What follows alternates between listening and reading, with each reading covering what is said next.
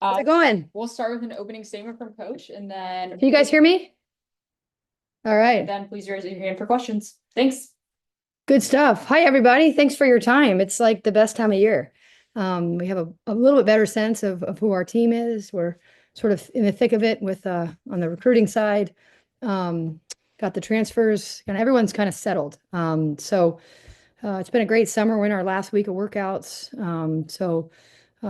We finish up on Friday, and then they head home for a little bit before we get back for the fall. So excited about our non-conference schedule.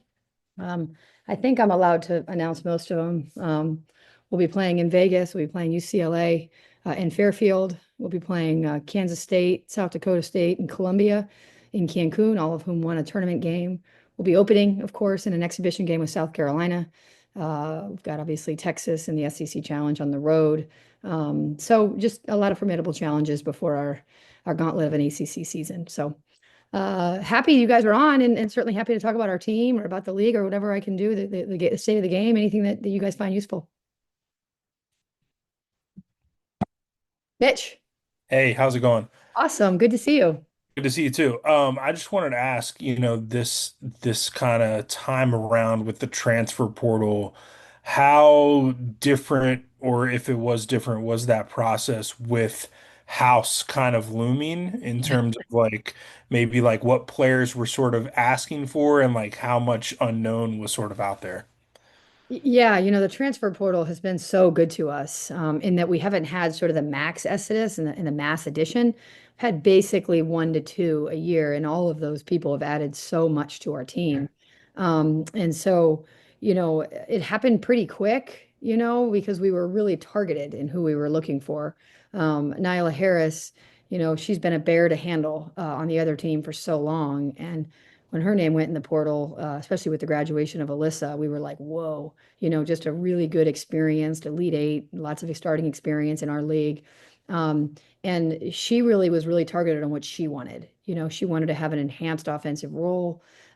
She wanted to be developed in a way that Alyssa had really expanded her game with us. So that was kind of, I don't even know if she took any other visits besides ours. That was a really quick process. Um, and then, because we were able to sort of prepay rosters before the rules changed, that really helped. It gave a lot of people some more flex. There were less regulations on it. And then obviously E played all the way through to the Final Four. And so we knew we sort of wanted a more facilitating guard play, but we weren't gonna step below a certain level. And when she came available, it was between us and UCLA the first time. And um, we ended up falling in second, or really had another point guard commit earlier, and whatever the details were. But when she went in, it was very similar as well. I know she took, I think, 2 visits total back to back. Her parents flew over, her mom flew over from Finland, and within 2 hours after leaving campus, she had decided. So I'm not sure we sort of had quite there were some other teams that probably dealt with that a little bit more. Ours were really targeted on what they wanted, and because it was before the June 1st, it was from a prepay standpoint, we were in a pretty good shape. Does that answer your question, Mitch?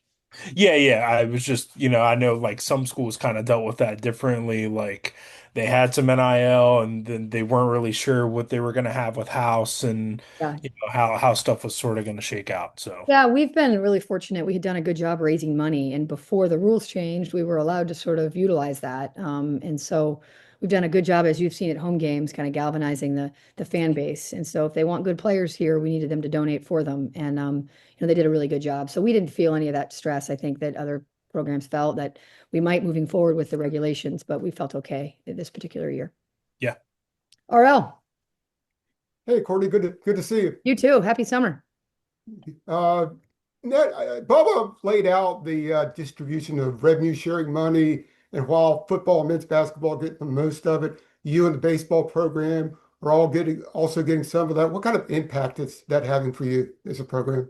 Yeah, well, I mean, this past year, the numbers were a bit skewed because we had done so well on the fundraising side, right? And so you sort of, Bubba wanted to make sure that everyone was taken care of based on what they needed. And clearly, the roster we had what we needed, right? And, it's an annual decision that they make. And so moving forward into this coming year with sort of more regulation in place, so needing more assurances from the rev share side, I think we feel really good. about the sport we've been given. So that's kind of the new age, right? You can't just compete in basketballs or football or some of these revenue sports because you like your team. You have to invest in them in different ways and pay back in a way, give some of the revenue they're earning back to the athletes that are earning it, right? And so, it's I've always said all along, if our competition is getting nothing, we're happy getting nothing, right? It's sort of where our what is the state of the game and how competitive do we want to be in it? And I like where I sit. I want to ask about that. We heard about a Russian wing. I'm going to botch the name if I try to pronounce it. I don't know if you can talk about it. Could you give us an update on her? I don't think we're allowed to talk about it until things are signed and all that. So I'm not able to give much information on that. And then Kayla McPherson, what's her status and what are the chances that she might play next season? We always are hopeful. The kid has really been given a lot of bad luck, and sometimes the higher powers determine that final decision. And so I know she's got an impactful career in athletics. I don't know how much of it's going to be playing and how much of it's going to be leading and coaching and mentoring. So that's an ongoing thing, and we will certainly release an all ahead or an all breaks when that information is available. We're not trying to keep it. And it sounds like we can't keep it anymore. It sounds like that rule is changing, but yeah, it's the summer. We're not really sure where we stand on that quite yet. Thanks. Of course. Michael. Hey, Courtney, good to see you again. Yeah. Last season was obviously there were a couple of firsts in your tenure that you achieved. Got to the ACC semifinals, hosted in Carmichael, highest seed for you guys in the tournament since 2013. Wow. Do you feel like now going into year 7 for you here, you're kind of at a point where the program can start to level up those benchmark achievements during the season, like instead of just hosting, maybe it's getting number 2, number 1 seed. Mhm. Instead of just getting to the AC semifinals, AC championship, you know what I mean? Yeah, I do. Clearly the program success has only increased our recruiting competitions. And so much of it falls onto that. Every team's got its own unique personality, and so we're in the process of that. I think I saw that there are 3 teams in the ACC that have won 11 or more games each of the last 4 years, and we're one of them.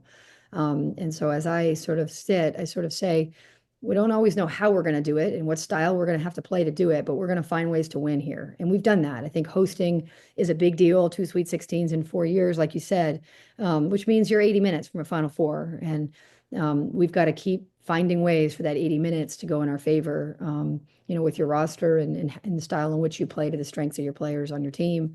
Our recruiting is helping us. We like the way the roster is shaking out. We like where we're kind of at with 26s and 27s. It's just we need to keep moving forward. And with all how deep our game is, Michael, it's like you can beat NC State, you can beat Duke, you can lose to NC State, you can lose to Duke, you can, it's just it's really you got to kind of get a little bit of luck in there as well. And we'll keep hoping for that too.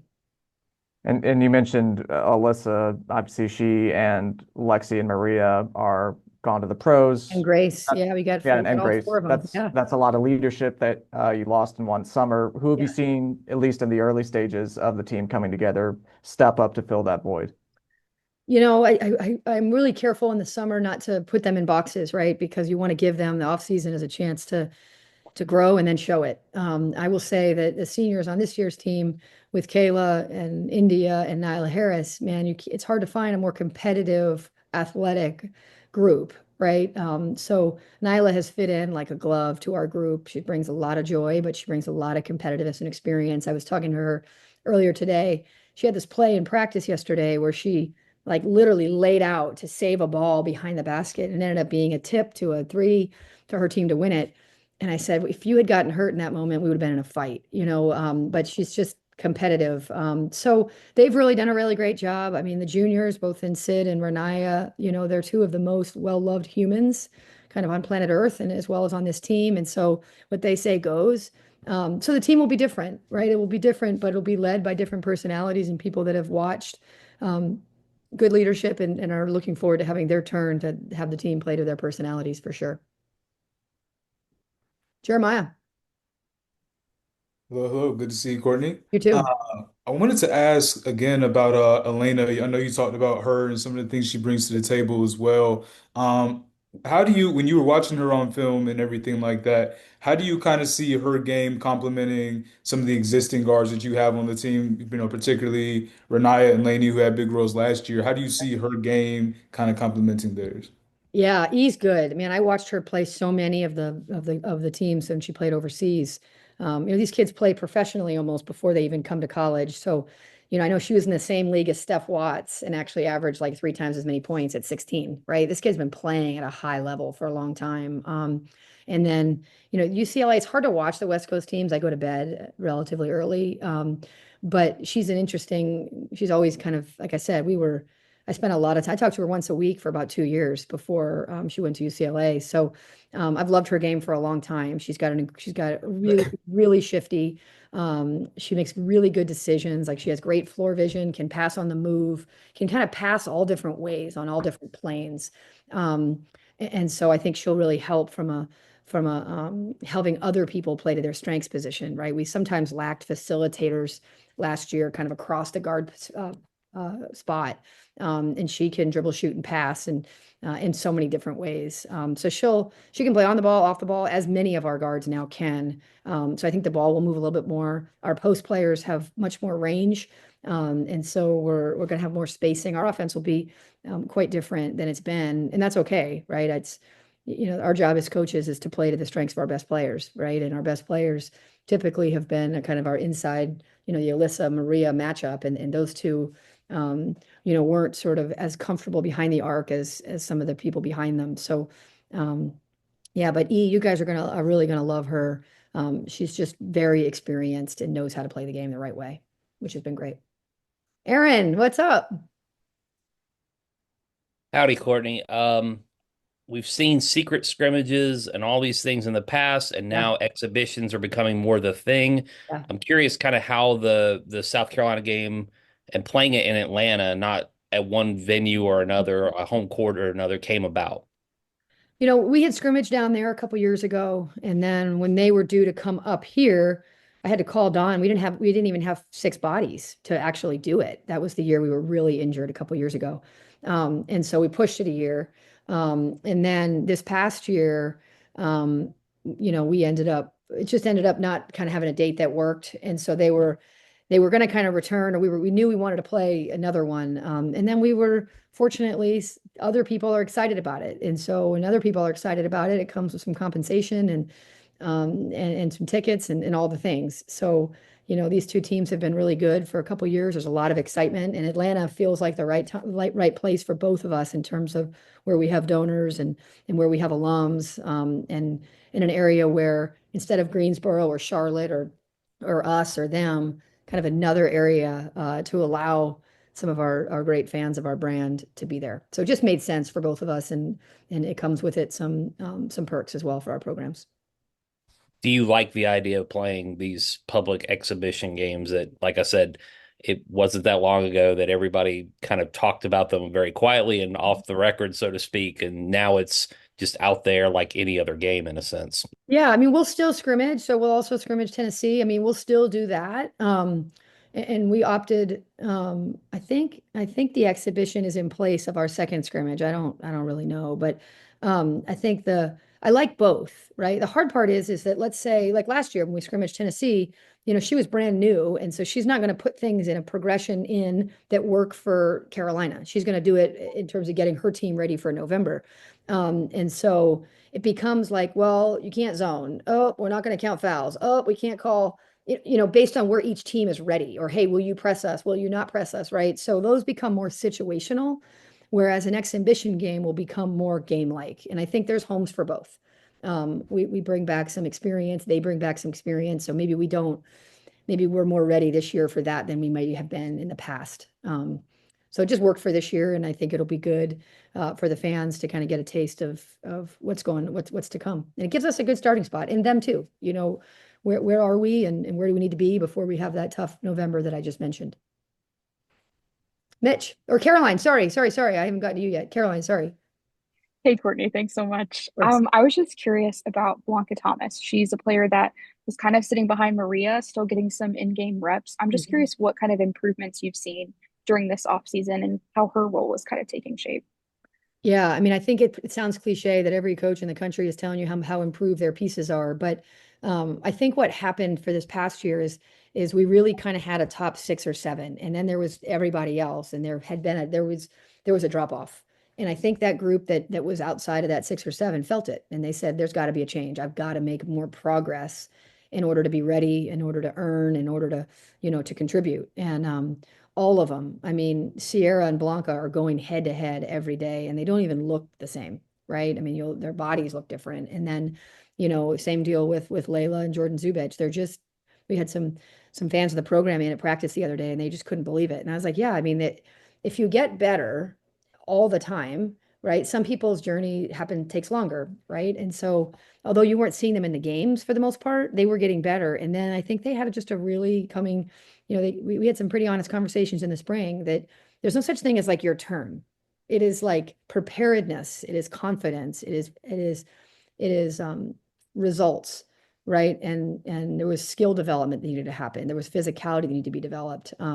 So both Sierra and Blanca allow us to play with a lot of space. They're good with the ball in their hands. They're really good passers. They can really shoot it. So it allows us to play a little bit different way, which allows our guards to have more space, which, again, if they hadn't worked so much on their face-up game, we maybe wouldn't have had that flexibility. So, yeah.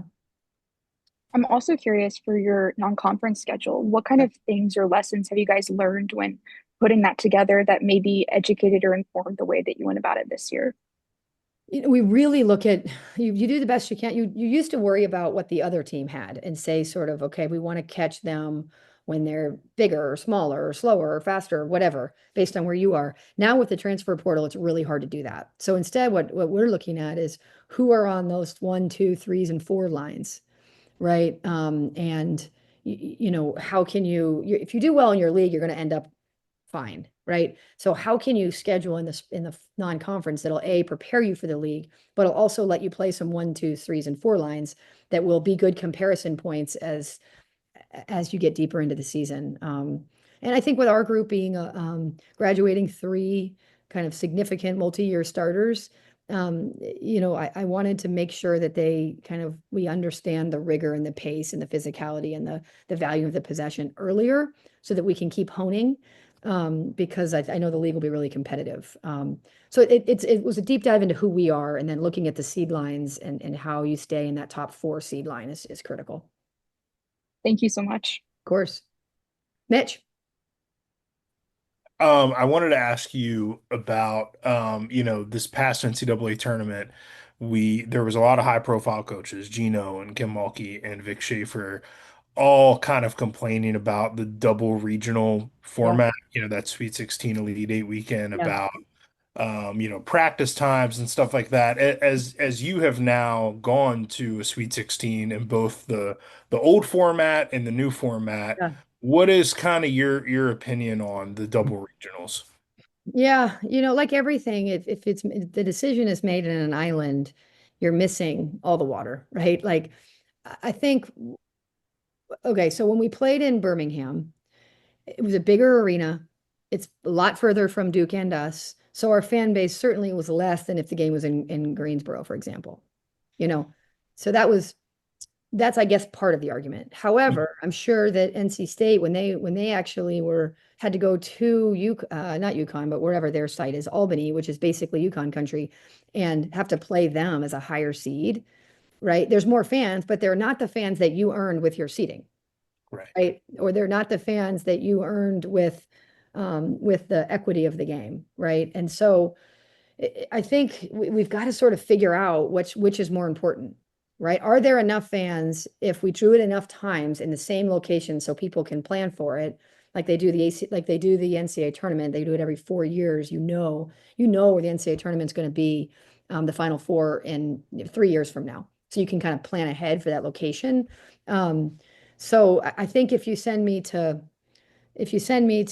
South Carolina and I'm playing South Carolina in the suites in the round of in the Elite Eight, I'm sort of like, I'd rather play them on the moon, right? So I think if you take off, I think that to make those decisions, we got to take off our institutional caps and say what's best for the game, and is that ensuring that a 2 seed has an opportunity to play a neutral site game against a 3 seed, or is that ensuring that the stadium is full, right? Because you can't have them both quite yet, right? And out of integrity to recognizing the depth of at least those top 16 seeds, the idea of it is that reward the body of work, right? Not the location closest to the one seed. So I can see both sides, sort of like how I feel about conference realignment. I have to win whoever's on my schedule. So, but I guess I think it's making sure people who are making those decisions understand the give and take, both sides. Cool. I had one more for you, just kind of an encore thing. New rule this year, you got a coach's challenge, I know. right? I know. So, I've talked to a couple other coaches and they seem to think it's going to increase the pace of play in the game. How much do you kind of have to think about that now, like as the game progresses? Like, all right, I got one of these. If I win it, I get another one. And if I lose it and I have no timeouts, then it's a tech. And how does that kind of go into your prep? Yeah.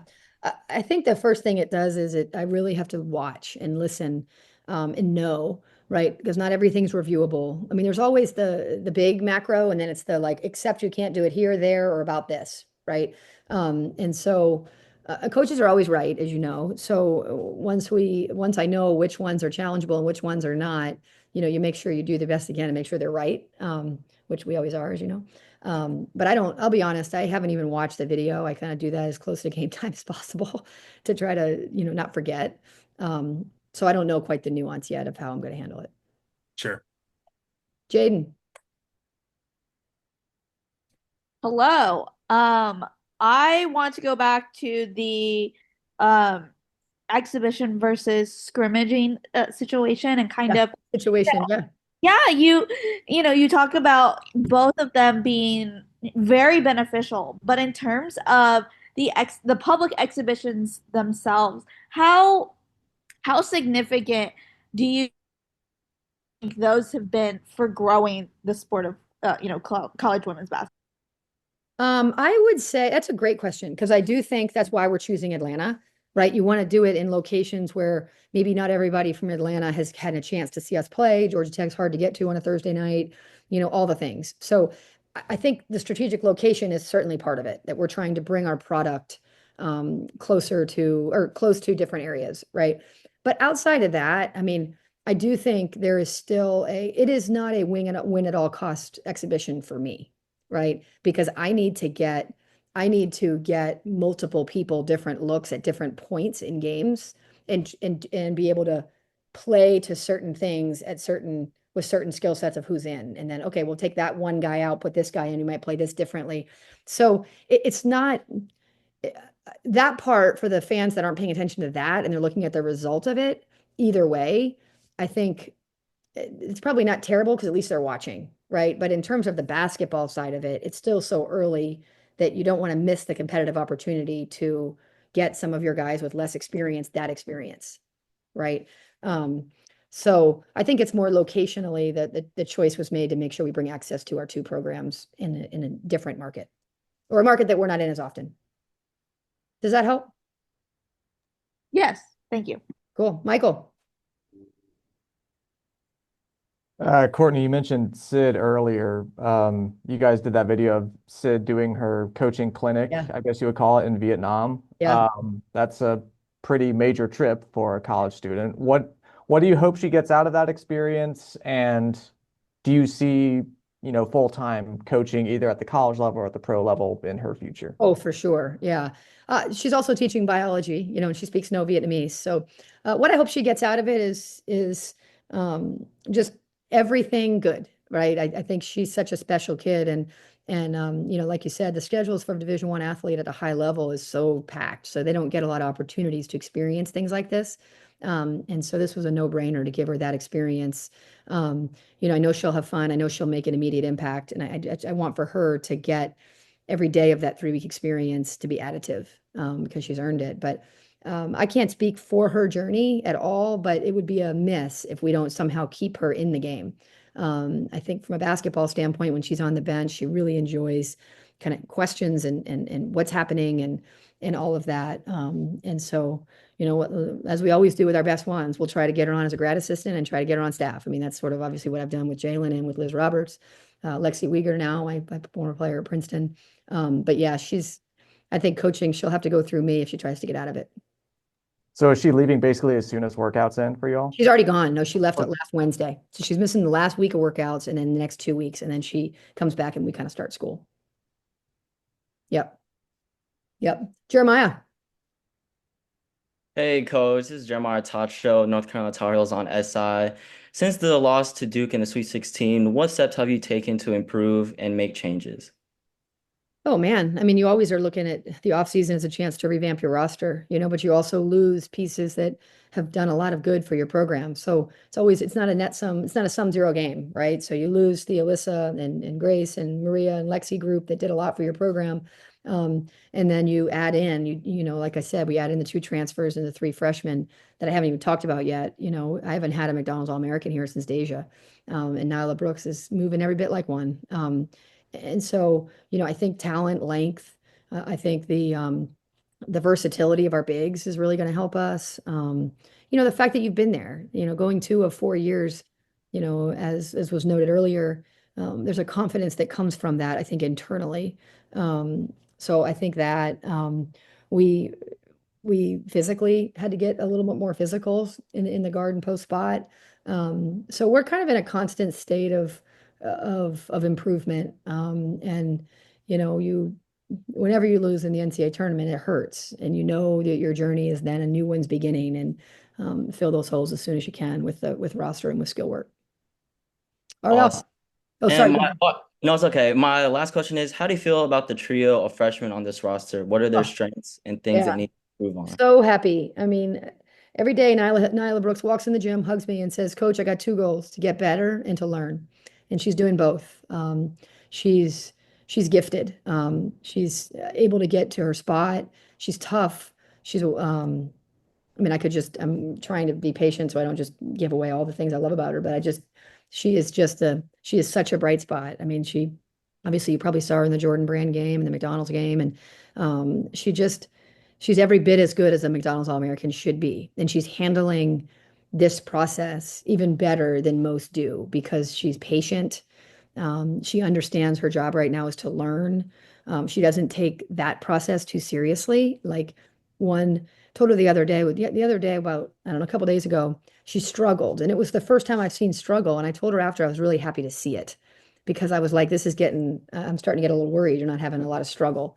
And how she handled it was just, oh, coach, she laughed and she was like, oh boy, that was left, right, and all around.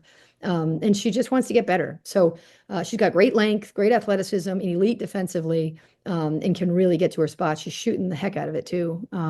So she adds a lot to our team. And then Talia Henderson, would have been at McDonald's, but she was hurt, so that you can't be hurt and be that. She got picked up a late UConn offer because the kid is so athletic. I mean, she makes Alyssa look at times slow. I mean, she's incredibly dynamic. She's very, very bouncy. She's probably a bit ahead athletically, even than she is as a basketball player, and she's a pretty darn good basketball player, can really shoot it, rebounds out of her area really well, and same deal, just wants to learn. So those 2 just add so much length and athleticism to our roster. And then of course we've got Tissa, who redshirt, who came here in the winter, but you guys haven't seen her play yet, so she hasn't had meaningful work in terms of being evaluated. But she's been here since January, so she's gotten herself much more physically ready. Has probably the strongest on the team. She and India ran into each other the other day, and I didn't think either of them were going to leave the gym on their own 2 feet. So all 3 of them have been real bright spots, and I was hopeful they were going to be this good, and they've proven me right. So I'm not sure we've had an as game ready freshman class in a while, which is fun. Thank you, coach. Of course, RL. Yeah, so you lost 3 starters, but you have 10 back and 5 newcomers. I know you wouldn't tell me who you expect to start and may not have an idea, but is it the most competitive for starting spots that you've had in a couple of years? And with all that depth, will you be able to play faster? Yeah. Yes to all that. I mean, I don't know what the first group's going to look like. I just know we'll have more than one group. I feel like 2 years ago we were so injured, we were basically bubble wrapping them when they left the gym. And then this past year there was such an emergence and experience, and then the young guys were kind of on their own journeys. So there was sort of a much tighter rotation. I would be I would be very surprised if our rotation was anywhere near as tight as it has been. We got now, of course, you have to stay healthy, but and as that, you love nothing more than being able to recycle bodies through. People at this level shouldn't be playing. It's really hard to play as hard and as efficiently as you need to for 32 minutes a game, right? So if you can get those numbers down, especially because the length of the season as we've gotten better is longer, that would be great. So yes, I think I've absolutely no idea who our first group is going to be because we can go a couple different ways with it. And the sixth man, that's an important position now because you sort of say who can be that guy that can step in and help a variety of positions, but also provide consistency. And then right down through the roster lets you play a little bit faster. It lets you defend a little bit tighter, because you're not hanging on to that foul early. So yeah, I think all that makes us really different this year than we've been the last couple of years. And quickly on Sierra, she came in with so many accolades, and it's not always been easy for her. No. What do you need to see from her this upcoming season, and do you think it could be a breakout season for her? Yeah. We fully expect Sierra to be, she missed her whole senior year in high school, and then of course missed her whole freshman year of college, and then had to really hadn't played in 700 days and is now playing on a top 10 team or top 15 team, right? And so she really needed this offseason. It's the first offseason we've had her the entire time, which has been amazing. And her body she's added that with the consistency of 2 years worth of strength work. So this will be a breakout. Absolutely. I have full confidence in that. She's had 26 days of consistent performance. She's been practicing instead of out and in some of the things she's had to go through in her career. So, I think she's proving her accolades right. And she's also proving that everyone's journey is different, right? And I'm really proud of her that she didn't allow sort of the fact that her journey was maybe it started like this and then it felt like that at times, stop her from stacking days. And so she's getting the rewards of that. I gave her sort of a authentic shout out in our circle up the other day or the other week. And the applause was real for her from her teammates because they see it and they're so grateful for it. And she's taken that step that we really needed her to take. Thank you. Of course. Aaron. All right, it's time to get down to the real news here. You have two Nylas, two I new know. who seem like they're going to play a lot. Have you worked out the nickname or shorthand you're going to do when you're having to yell out their names in practice? Well, it's funny because they sort of, I told that's the team to take care of it, right? And then it's like, well, let's call them Brooks and Harris. The problem is neither of them answer to Brooks or Harris, right? So I'm doing that. I'm doing what I was told. So I yell, Harris, Harris, Harris, nothing, dead. Nyla, and they both look at me. So no, nothing has stuck yet. I say Brooks or Harris all the time. No one answers, and then I just yell Nyla, and they both look. Well, I was going to say, because we went through this last year with Hubert with Jalen Withers and Jalen Washington, and he would say, which Jalen are you talking about? So I'm just preparing for a whole season of this. Literally, yeah. And they're both, like you said, we were going to rely on both of them. So they're going to have to figure it out. I hear Nye, I hear, all the things. So good God, who knows? I wish one of them would just answer to the other, Brooks or Harris or something else. Jeremiah. Yeah, Courtney, you talked about Tissa. I actually was gonna ask you about her as well. So she was around last year, obviously didn't play in game. I know she joined the Brazilian national team as well. Yeah. Do you feel that those elements will kind of help her going into her first collegiate season? Like, being able to kind of see what you guys do, what you guys are about, and then also the international. How do you think that will kind of help her going into this year? Yeah, God, the coming in January, I know football does it all the time. It makes such a difference. She was a totally different player in June when we started than she would have been, or then quite honestly, than Nyla and Talia were just from an understanding and strength and speed and all the things perspective. So it was huge. I mean, the other day she kind of had this rip. She kind of spinned and went under, did this reverse and missed it. It was such a nice move. She stayed after practice and made about 20 of them. That's just Tissa. She is so committed. And has learned so much. I mean, the kid taught herself English during COVID by changing her phone to English and watching movies. And, so she's just finds a way. So she's going to play on that team that's going to travel in August internationally. Can't remember what it's called. Madeline can get you that information, but she'll be also playing with the national team internationally in between when they're home now here.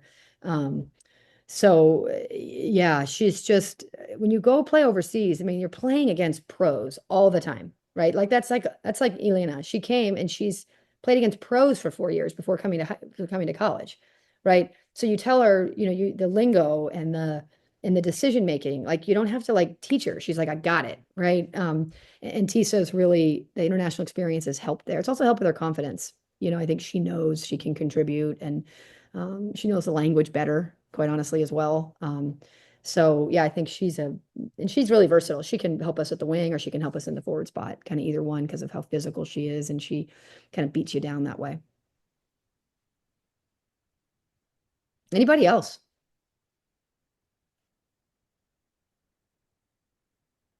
It's almost beginning, guys. It's almost beginning. Well, I appreciate everybody signing on. Jeremiah, go ahead. Oh yes, one last quick question. Yeah, What do you expect? What do you expect out of Laney Grant in her second year as a Tar Heel? Laney's got to be 2.0. I mean, to come in, she's still the youngest on our team, by the way. So she's still the youngest, right? But for her to miss her senior year in high school and from a physical standpoint and from a mental standpoint and from just an overall the concepts and retaining scouts and the things that are thrown at you young, she had a really big step, right? And she showed a lot of promise and a lot of potential, right? And she has to take another step. So she's got to shoot the ball better from a higher percentage. She has to finish better, right? Because she knows she can get to her spots. She needed the added strength and physicality. Our sport performance team, you'll see these bodies, they've done a really good job with them. And so that has to show itself, right? And then from an 18-year-old perspective, even though now she's still the youngest, she's got a lot of experience. So she has to ensure that she uses that to her advantage, right? She knows the ebbs and flows and rhythms and things like that. And so, that's a kid that the minute you relax on, she's not going to like it. You got to stay on her and you got to keep pushing her because she's kind of wired like that. And so I have a very serious approach with Laney, and that is it needs to be a 2.0, and it needs to be noticeable to everybody that you are a whole year better than you were. And she eats that stuff up and responds to it quite well. Thank you, Coach. Of course. Okay, this is totally unserious, but I love it. Let's go. I can do that like the rest of them. The real question is, how are we differentiating between the two Jeremiahs on this call? Yeah. I mean, why is there no Courtneys? We got to bring the name back, guys. We got to bring it back. I have twins. I'm pretty good at coordinating different identities, but not different names, clearly.